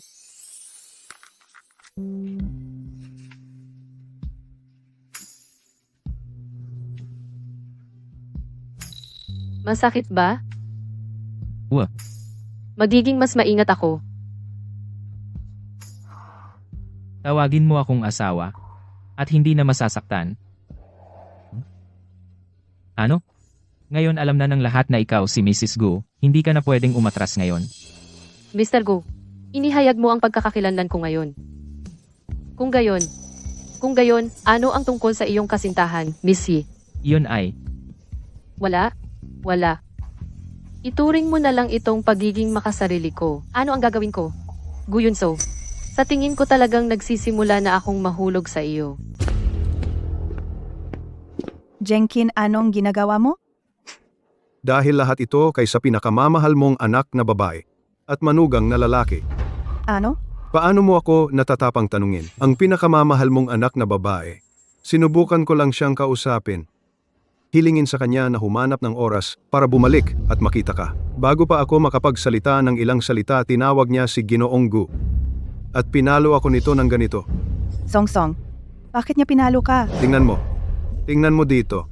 Tingnan mo ito, pinalaki ko siya ng mahigit 10 taon at ganito ang pagbabalik niya sa aking kabutihan. Song Song, ang aking Song Song, ang anak na pinalaki ko ng maraming taon. Paano siya naging ganito? Mahal. Kasalanan ko lahat ito. Tuwing naiisip ko si Song Song, nagpapakasasa sa labas. Parang, mahal. Hindi natin hayaan na siyang magpatuloy ng ganito. Lokohin siya para bumalik ayos lang. Lilipat tayo at mabuhay ng masaya tulad ng dati. Ayos lang? Talaga? Siyempre, totoo. Si... Kapag nakuha ko siyang muli, pagkatapos siyang masira. Tingnan natin kung si Gu Yunzo gusto pa ba siya.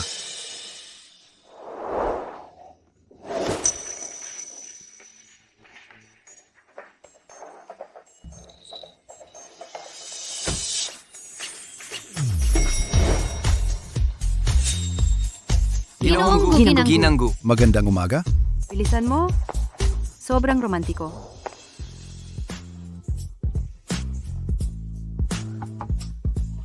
Naiinggit ako sa kanila. Tawagan mo ako kung kailangan mo ng anuman. Napakaaga pa ng umaga. Ang sweet-sweet na. Song.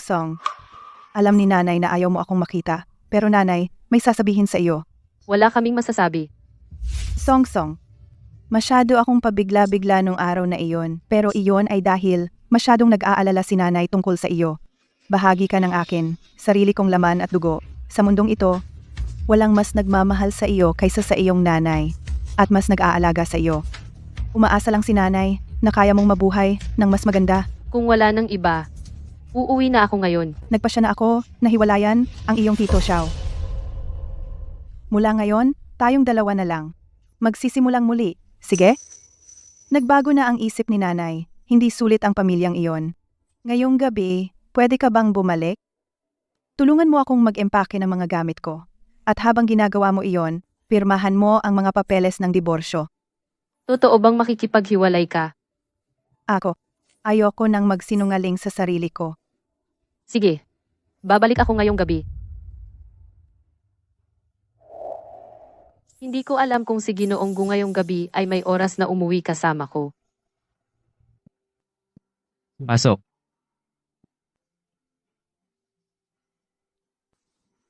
Nakatayo ng ganyan kalayo, takot na kainin kita.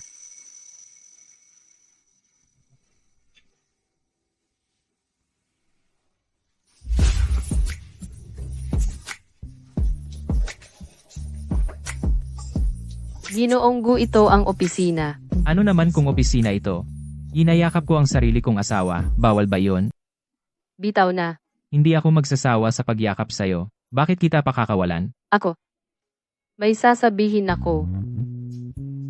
Pwede mo ba ngayong gabi?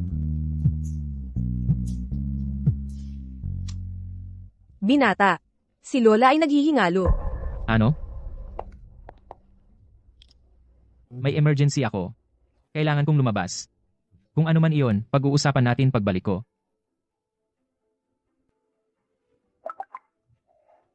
Nangungunang aktres na si Ye Yunhe nasugatan sa aksidente sa set. Ang emergency na binanggit niya. Si Miss Ye ba?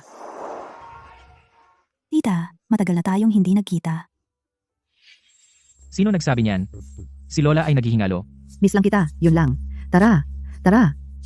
Maupo ka. Dahil nandito ka, makipagkwentuhan ka kay Yunhe. Yunjao. Naku, kawawa naman ako. Anak, sa buhay ko, gusto ko lang makita kang magkaanak. Isang malaki at malusog na apo na lalaki. Kundi, mamamatay akong malungkot. Nanay, Sabi mo may gusto kang tao. At hindi mo ako papakialaman. Sa mga taong ito, hindi mo dinala ang manugang mo para makilala ako. Nasaan siya? Nanay, malapit na ako. Inihanda ko na ang mga papeles ng diborsyo. Song, alam mo, nanay, hindi ka magsisinungaling, di ba?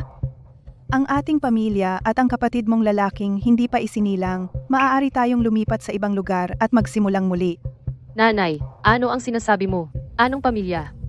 Hindi ka ba makikipaghiwalay kay Xiao Zhengqin? Gusto ko lang na bumalik ka. Para makapag-usap tayo ng maayos.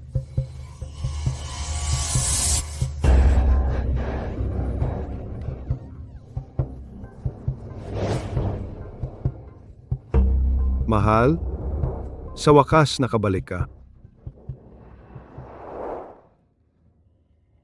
Munting kuneho, maging mabuti ka. Buksan mo ang pinto. Bilisan mo, buksan mo.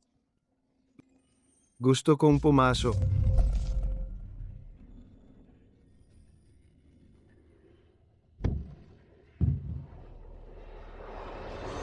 Munting kuneho, maging mabuti ka.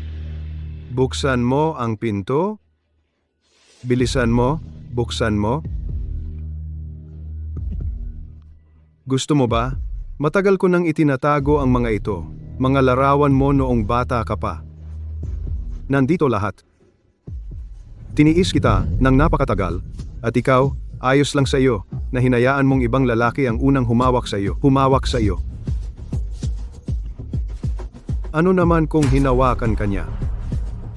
Kapag natapos na akong magsaya, Yunjo, gugustuhin ka pa rin ba niya?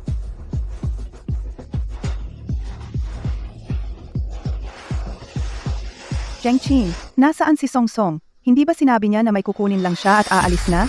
Bakit hindi pa siya lumalabas?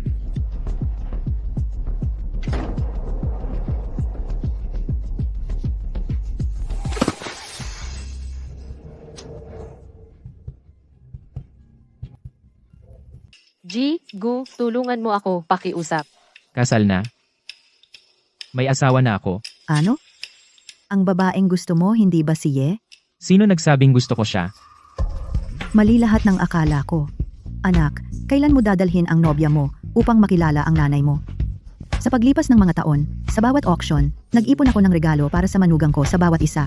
Nag-ipon ng maraming taon. Sa wakas ay maibibigay na. Mabilis. Tara, tara, tara. Bakit nasa lahat ng lugar siya? Ang multong iyon.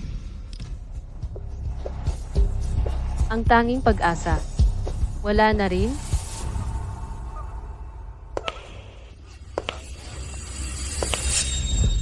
Sino ang nagpahintulot sa iyo na hawakan ang telepono ko? Pinulot ko lang para tingnan. Bakit ka sumisigaw sa akin?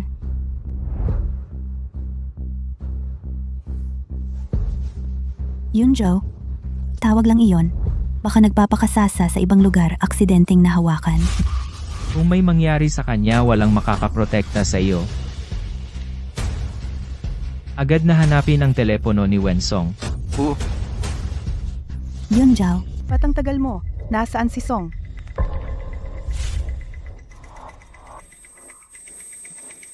Palagi niya akong sinusundan. Noong isang beses, paglabas ko mula sa shower, nakita ko siyang hinahawakan ang underwear ko. Tapos noong isang gabi, malapit na akong matulog. Pumasok siya sa kwarto ko. Nanay, bakit hindi mo ako pinaniniwalaan? Ako ang sarili mong anak. Song. Song, nasaan ka? Song? Huwag kang matakot, Song. Nandito si nanay. Huwag kang matakot. Nanay,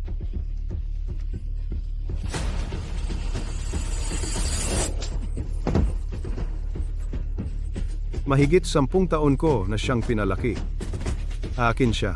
Anong masama kung mag-enjoy ako sa kanya? Ulol ka. Dinala ko si Song nang mag-asawa ako sa pamilyang ito. 8 pa lang siya noon. 8 pa lang taong gulang. Pakawalan mo siya. Kung maglakas loob kang gumalaw kahit isang hibla ng buhok niya, ipaglalaban kita hanggang kamatayan. nanay, Ngayon ikaw. Magpapakabait na naman? Ilang beses kanyang sinabihan at naniwala ka ba sa kanya? Ngayon, ang resultang ito ay tahimik mong sinang-ayunan. Ako ang may kasalanan. Pasensya na, Song. Umalis ka na, Song.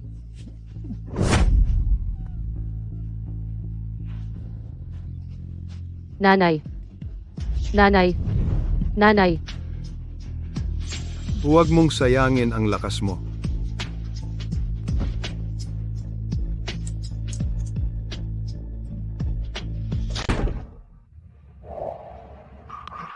Lalapit ka ba sa kanya?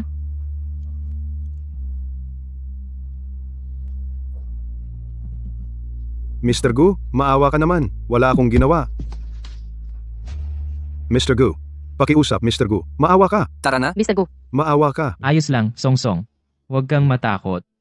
Nandito ako kasama mo. nanay ko, Dinala siya sa ospital. Dadaling kita doon.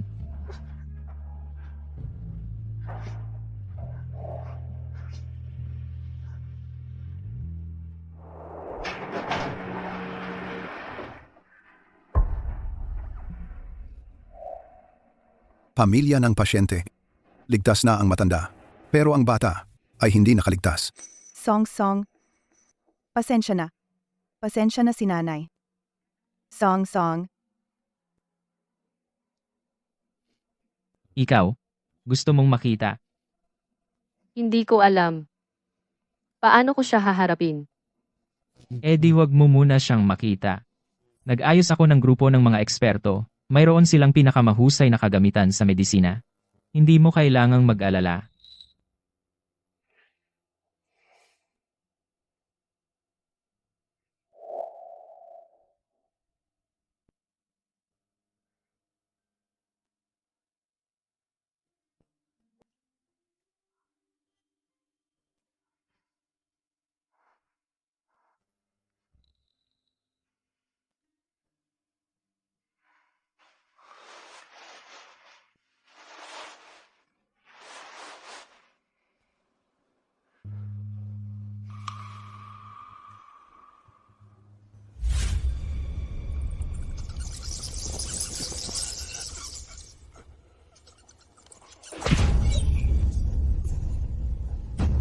Dapat sinabi ko sa iyo, kung hahawakan mo kahit isang buhok sa ulo niya, mamamatay ka.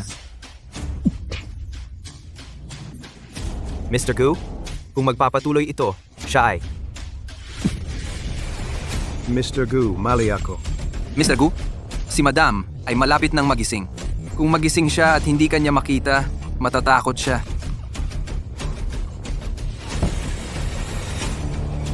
Baliin ang mga braso at binti niya, itapon siya sa hilagang Myanmar. Huwag siyang hayaang mamatay ng mabilis. Opo, Ginoo. Kung hindi mo ibabalik ang manugang ko para makita ako, hindi ba ako pwedeng pumunta para makita siya?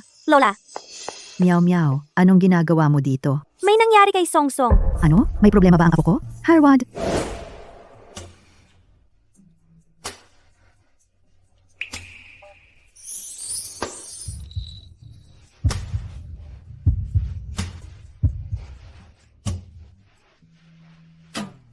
Gising. Hindi. Anong iniiwasan mo? Tingnan mo lang, masasanay ka rin. Ako. Huwag kang gumalaw. Hayaan mo akong yakapin ka saglit. Mr. Gu. Anong problema mo? Natatakot ako. Natatakot na baka mahuli ako.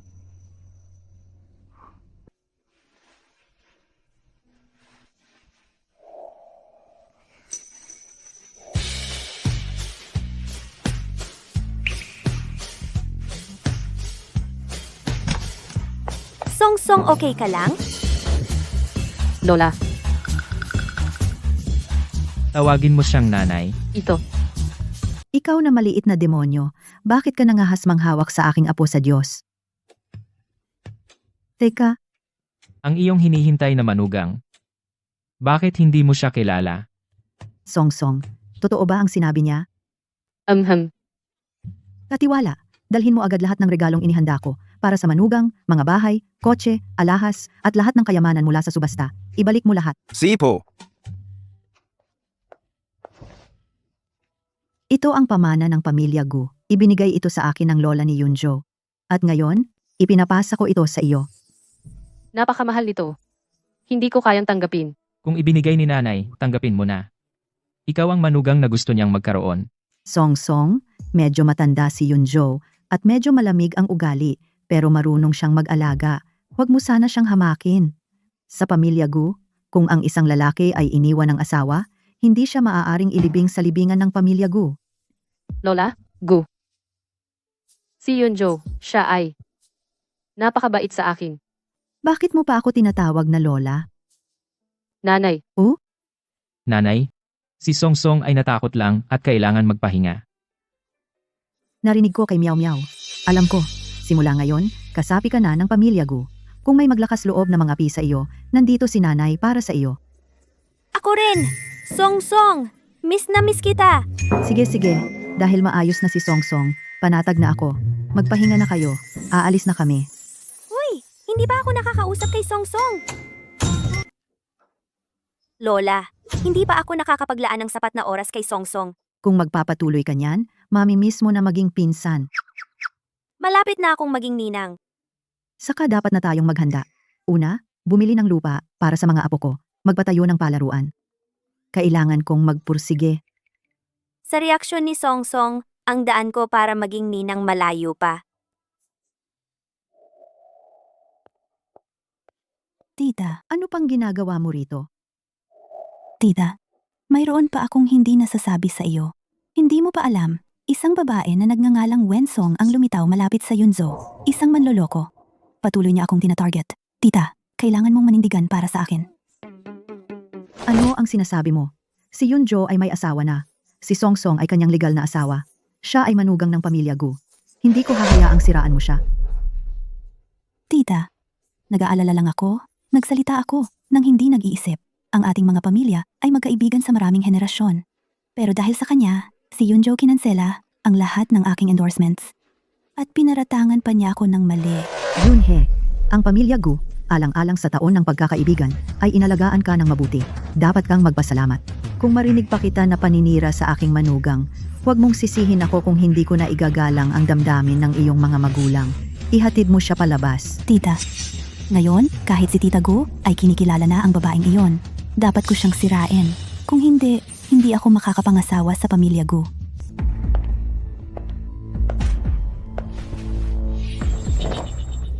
Binibiniye, ano ba ang napakahalaga para puntahan mo ng personal? May bagong proyekto ang Dingsheng kamakailan. Kailangan ng supplier na makakonekta. Maghanap ka ng paraan para kunin ang order na ito. Saka, kontakin siya. Binibiniye, ang mga utos mo, sisiguraduhin kong gagawin? Malakas na aphrodisiac. Sa tingin ko'y magagamit mo ito. Naiintindihan. Wensong, kapag personal na nakita ni Gu Yunzo na niloko ka, tingnan natin kung gusto ka pa niya. Madam, Team leader, tulad ng dati, tawagin mo na lang akong Wensong. sige. Ito ang kontrata ng supplier para sa bagong proyekto ng Dingsheng. Sila mismo ang humiling ng bagong tao para hawakan ito. Interesado ka ba? Opo, team leader, ako na ang bahala. Sige, sa iyo na ito. Kailangan nila ng pulong ngayong gabi para sa mga detalye. Ipadala ko na lang sa iyo ang address mamaya.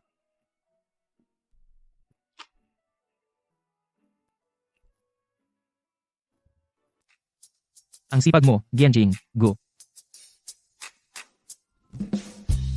Dapat na kayong bumalik ngayon. Sige, pupuntahan kita mamaya.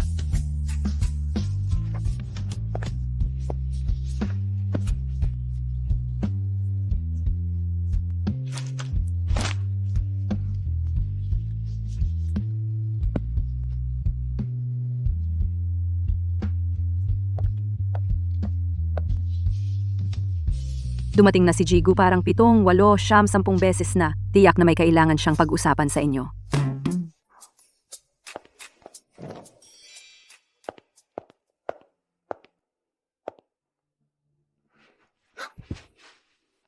Gu, wala ka bang ibang gagawin? Na-miss lang kita. May simpleng pagtitipon ngayong gabi. Sumama ka sa akin. Ngayong gabi? Pero may trabaho ako. Pwede ba tayong gawin na lang sa susunod? Kung wala kang oras, pwede nating laktawan. Gusto lang kitang ipagmalaki. Sa akin, hindi mo kailangang pilitin ang sarili mo. Alas 10. Babalik ako bago mag-alas 10. Ang ating oras ng pag-uwi ay alas 10. Kailan pa tayo nagkaroon ng oras ng pag-uwi? Anong meron? Uuwi rin ako ng maaga. Ito na. Pero, ipaalam natin kay Mr. Gu.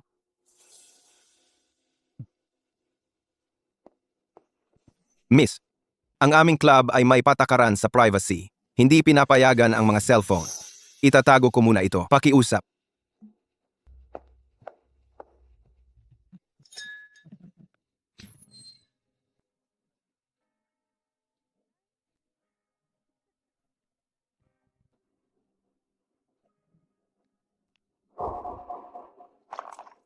Miss Wen, tara, umupo ka rito.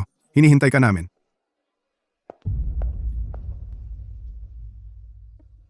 Mr. Kian, tungkol sa kolaborasyong ito. Miss Wen, kakasimula mo pa lang magtrabaho, di ba? Hindi mo pa talaga alam ang mga gawain. Gusto mong pag-usapan ang negosyo? Una, uminom muna tayo. Kilalanin natin ang isa't isa. Pasensya na. Hindi ako masyadong umiinom. Pag-usapan muna natin ang negosyo. Miss Vane, ito ay walang galang. Tama iyan. Ito ay walang galang. Miss Wen, hindi mo naiintindihan. Sa negosyo, nasaan ang alak? Miss Wen, hindi ka naman ganyang kakulang sa sinseridad, di ba? Hindi ko pwedeng asahan si Mr. Gu sa lahat. Ang deal na ito, kailangan kong makuha.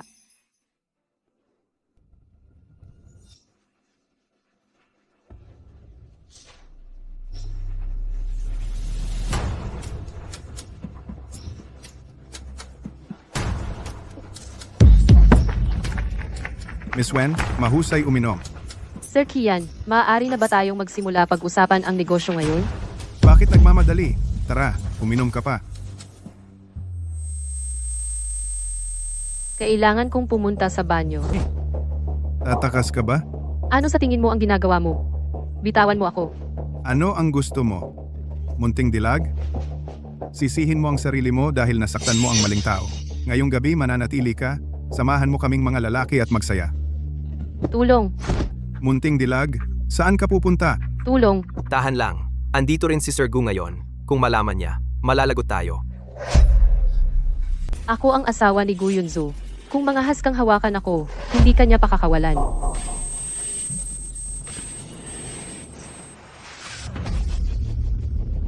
Ikaw ang asawa ni Jigu, at ako ang tatay ni Jigu. Tama.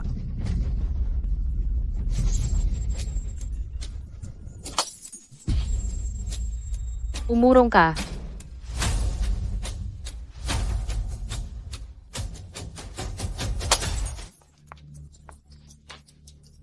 Habulin mo siya.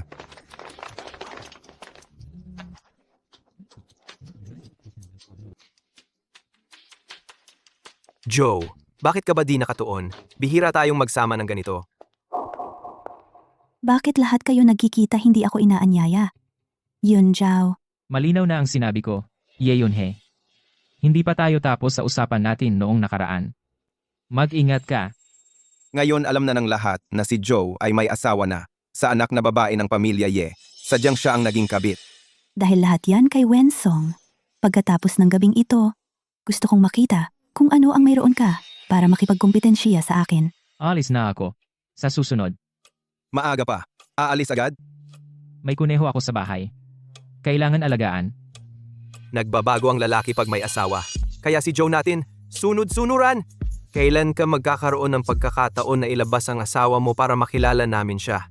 Sa ibang pagkakataon. Tulong. Gu Yunzu. Tumatakbo pa ba? Mamamahala ako sa'yo mamaya. Doon, bilis. Hintayin mo lang, makukuha kita.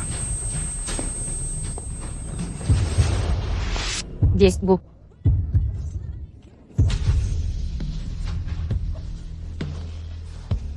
Gu, g. Ako, hindi ko alam. Si Bibi, Wen ay babae mo. Chi, Gu! Maawa ka sa akin, Jigu. Gu. Nakatakas na naman siya.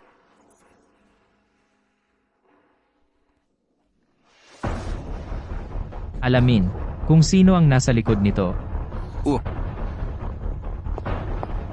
Mr. Gu uminom ng matapang na aphrodisiac si Madam. Walang antidote, tanging. Naintindihan? Pwede ka nang umalis.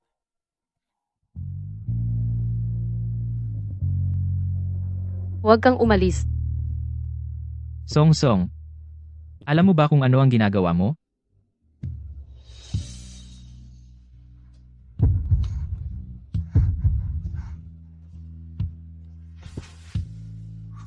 Sabihin mo sa akin, sino ako?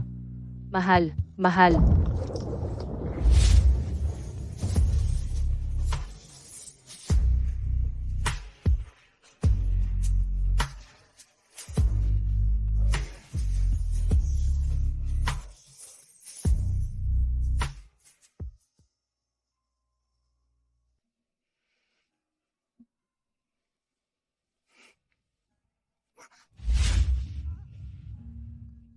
Kasalanan ko, mas magiging malumanay ako sa susunod. Kagabi, dinrog ako. Hindi ko sinasadya. Pwede akong magkunwari na walang nangyari. Katulog mo lang sa akin. At ngayon itinatanggi mo? Hindi iyon. Ang ibig kong sabihin. Bilang iyong legal na asawa, pagtupad sa aking mga tungkulin bilang asawa, natural lamang. Dahil nangyari na ang relasyong ito. Mayroon ka bang taong gusto? Ano? Sinabi sa akin ni Meow Meow na dati, ikaw sa lumang bahay personal mong sinabi na may gusto ka na.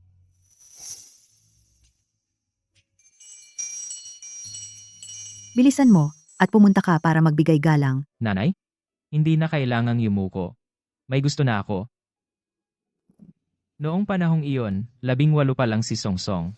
Kung sasabihin ko sa kanya ngayon, na gusto ko siya noon, kaya ba niyang tanggapin iyon? Ang taong gusto mo, sino iyon? Sa totoo lang, Mr. Gu, tapos na ang pagsusuri. Nalaman namin kung sino ang nag-utos na lasunin si Madam. sandali. May kailangan akong asikasuhin.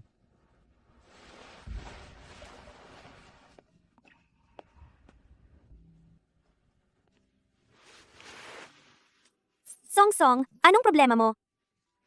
Inapi ka ba ni Uncle Gu? Hindi. Meow Meow. Sa tingin ko, na in love ako kay Jigu. Yun lang ba? Tinakot mo ako. At least, pwedeng maging ninang pa rin ako. Anong ninang? Oh, wag na lang. Songsong, ikaw na ang asawa ng tito ko ngayon. Siya ay iyo na. Natural lang na nagugustuhan mo siya. Ano pang dapat ipag-alala? Pero may gusto siyang iba. Pananggalang ako. Dapat alam ko ang aking lugar. Sa totoo lang, noong una, akala ko rin na si Ye Yunhe ang gusto ng tito ko. Pero napansin ko hindi man lang siya tumitingin sa kanya. Sikat na artista na si Ye Yunhe ay pinaghihinalaang bumibili ng ilegal na droga, pag-upa ng mga atake, at iba pang kaso. Siya ay dinala sa pulisya para sa investigasyon. Alam ko na, siya ang nag-set sa'yo. Ngayon si Ye Yunhe ay tapos na. Teka, nagpapautang ang tito para sa'yo. At siya ay napaka-gentle at maalalahanin sa'yo. Songsong, paano kung ang gusto ng tito ko ay ikaw pala? Paano naman mangyayari iyon? Ako, tinanong ko siya. Hindi niya inamin. Kung hindi ka gusto ng tito ko, sino pa kaya? Tito, wala ba siyang parang safe na bawal hawakan ng iba?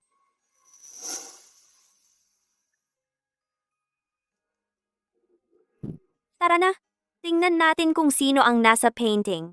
Sa pagkakataong ito, bakit nakalock ito? Ito ay combination lock. Subukan mo lang ang code at magbubukas ito. Bilisan mo, subukan ang birthday mo. Meow Meow. Mukhang hindi ito tama. Ano ang problema? Ikaw ang may bahay. Subukan mo lang.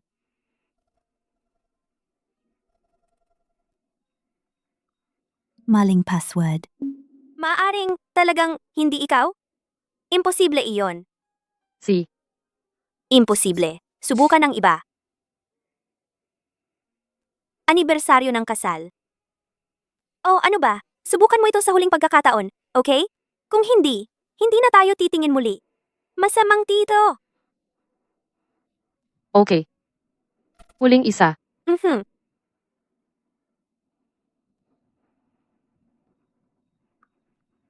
Tamang password. Paano nangyari ito? Bilisan mo.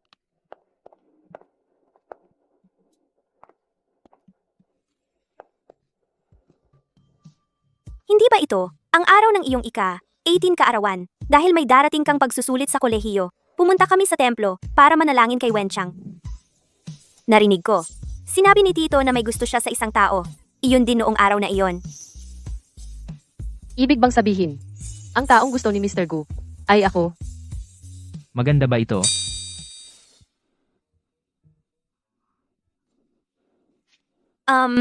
Tito, naalala ko lang. Sinabi ng nanay ko na umuwi para maghapunan. Uuwi na ako ngayon.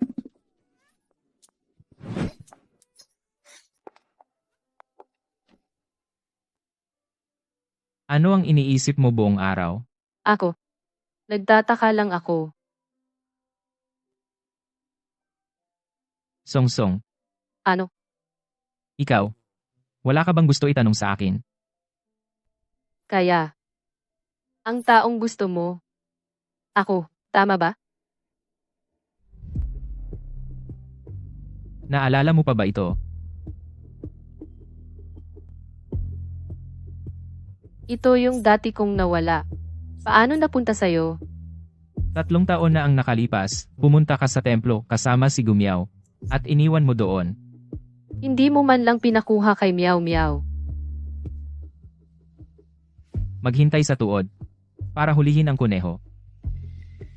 Kaya. Kaya pumayag kang pakasalan ako. Songsong, ang taong gusto ko ay palaging ikaw. At ikaw lang. Kaya. Hindi ito pagsang-ayon. Ito ay bagay na hindi ko na mapanaginipan pa.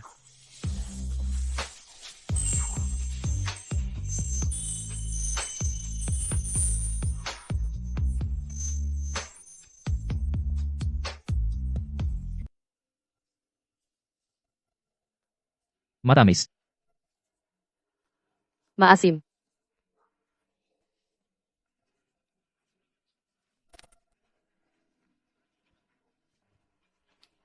Hindi matamis? Ang kahel ay matamis, pero ako ay maasim. Sa lahat ng oras na ito, akala ko na gusto mo si Ye Yunhe. Ngayong naayos na ang hindi pagkakaunawaan. Kung gayon, Ginanggu, hindi ba dapat humingi ako ng tamang titulo? Pero hindi ba't mayroon na tayong sertipiko?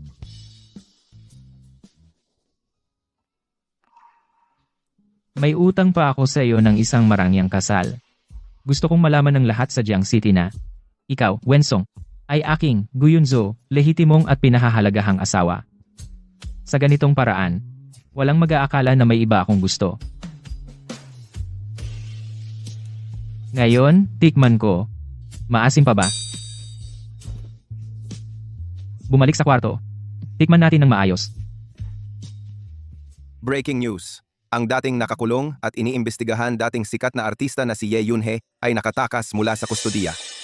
Ginang, ito ang damit pangkasal na espesyal na ginawa ni Jigu para sa iyo. Pati ang mga disenyo ay personal na iginuhit ni Jigu. Bawat hakbang ay personal na pinangasiwaan ng kanyang ina. Ginang, may isang babae sa labas na nagsasabing siya ang iyong ina. Siya? Saan? Yung babae, sabing nanay mo, pero iniwan lang niya to at umalis.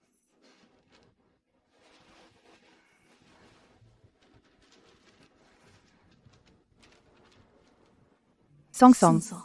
Si nanay? Ngayong mga araw sa ospital. Sa tuwing pumipikit ako. Ikaw lang ang nakikita ko.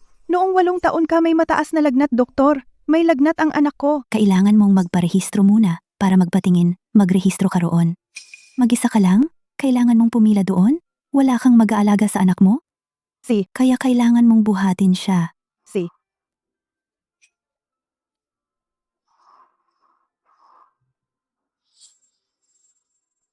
Nanay, pasensya na. Kung nandito si tatay, magiging mas magaan ba para sa'yo? Magkakaroon din ako ng tatay. Nagpumilit ako at sumumpa. Kailangan kong bigyan ka ng isang kumpletong pamilya. Pero bulag ako. Kalahati ng buhay ko, nabuhay akong parang duwag. Natatakot na wala kang tatay. Kaming mag-ina ay pag-uusapan, natatakot na walang aasahan. Natatakot sa kung ano-ano. Pero hindi natatakot na ikaw ay maagrabyado. Ngayon ay ang iyong espesyal na araw na nakasuot ng damit pangkasal. Hindi ako pupunta. Natatakot na masira ang iyong swerte. Maligayang kasal, aking mahal na anak.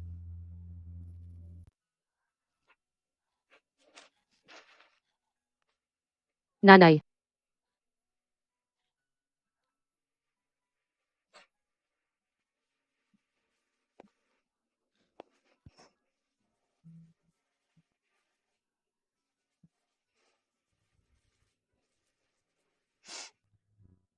Songsong. Nakikitang masaya ka. Maiiyak si nanay bago mo gawin. Driver. Tara na.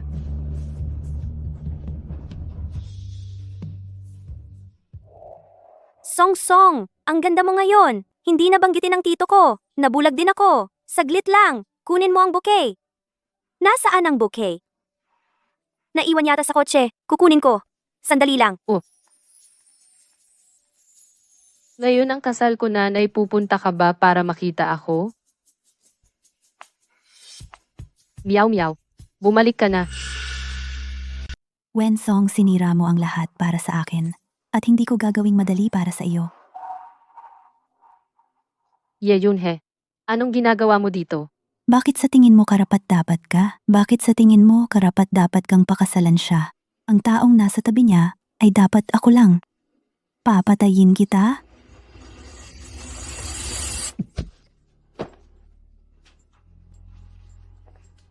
Yunjo, hindi mo ito magagawa sa akin. Huwag mo akong patayin. Yunjao, Dalhin mo siya sa estasyon ng pulis.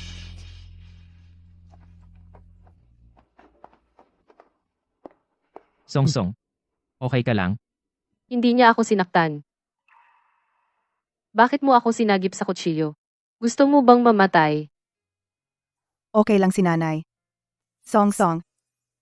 Naging duwag ako sa buong buhay ko. Ngayon, sa wakas, nagawang protektahan ka. Song. Nay, pinapahiya ba kita? Yun ba? Nagalit ka ba?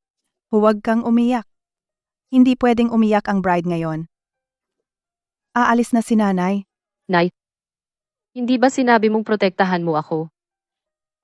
At ngayon iiwan mo ako. Saan ka pupunta? Hindi aalis si nanay. Hindi na muling aalis si nanay. Nay,